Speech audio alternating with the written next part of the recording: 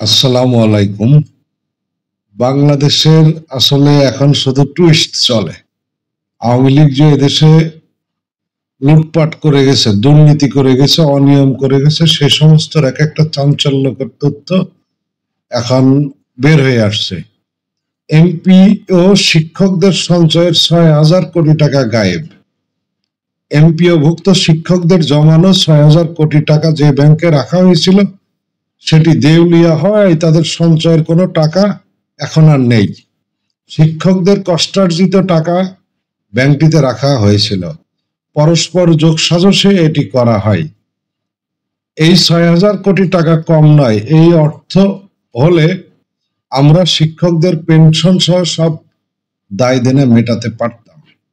বুধবার অর্থনৈতিক শুমারি ২০২৪-এর প্রাথমিক প্রতিবেদন প্রকাশ অনুষ্ঠানে এই তথ্য জানান পরিকল্পনা ও শিক্ষা উপদেষ্টা ডক্টর ওয়াহিদ উদ্দিন মাহমুদ। আগারগাঁওয়ে বাংলাদেশ পরিসংখ্যান ব্যুরো সম্মেলন কক্ষে আয়োজিত অনুষ্ঠানে প্রধান অতিথি হিসাবে উপস্থিত ছিলেন তিনি। প্রধান অতিথির বক্তব্যে ডক্টর ওয়াহিদ উদ্দিন মাহমুদ বলেন, ভালো কথা হলো রেমিটেন্স বাড়ছে, এই রেমিটেন্স প্রবৃদ্ধি আশা জাগাচ্ছে।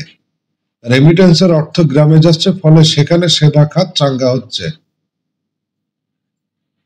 তো কি হইল যে শিক্ষকরা এই যে তাদের যে পেনশনের টাকা, তারা যে প্রত্যেক মাসে তাদের বেতন থেকে একটা অংশ রাখতো ভবিষ্যতের পরিকল্পনা করে, যে যখন তাদের চাকরি থাকবে না, যখন তাদের কোনো অবলম্বন থাকবে না, তখন এই টাকাগুলো তাদের কাজে লাগবে। আর সেই টাকাটাই আসলে কি করেছে, এমন একটা ব্যাংকে রেখেছে যে সেই ব্যাংক অলরেডি আপনার দেউলিয়া হয়ে গেছে। এখন ওই ব্যাংক দেউলিয়া হওয়ার ফলে কি হচ্ছে, যে এই টাকা তারা আর ফেরত পাবে না। আর এই যে ৬,০০০ কোটি টাকা, এই ৬,০০০ কোটি টাকা কিভাবে হয়েছে, নামে বেনামে বিভিন্ন প্রতিষ্ঠানের অনুকূলে ঋণ দিয়েছে। মানে একেবারে প্ল্যান মাফিক এই ৬,০০০ কোটি টাকা খেয়ে ফেলা হয়েছে। এইভাবেই ওই ব্যাংকের নামটা যদিও এখানে বলে নাই, যে ব্যাংকে হোক সেই ব্যাংকটা এইভাবে একেবারে দীর্ঘ এবং সুপরিকল্পিত ভাবে তার যেই ভান্ডার, সেই ভান্ডার শেষ করেছে।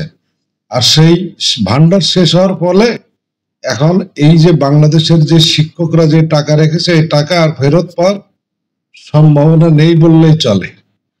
তো এই টাকা যে সমস্ত কোম্পানিকে দিয়েছে, যেহেতু ব্যাংক দেউলিয়া হয়ে গেছে, আবার যে সমস্ত কোম্পানিকে দিয়েছে এই সমস্ত কোম্পানিগুলোর লোকজনও সব আওয়ামী লীগের লোকজন। এখন কেউ জেলে আছে, কেউ বিদেশে পলাতক আছে।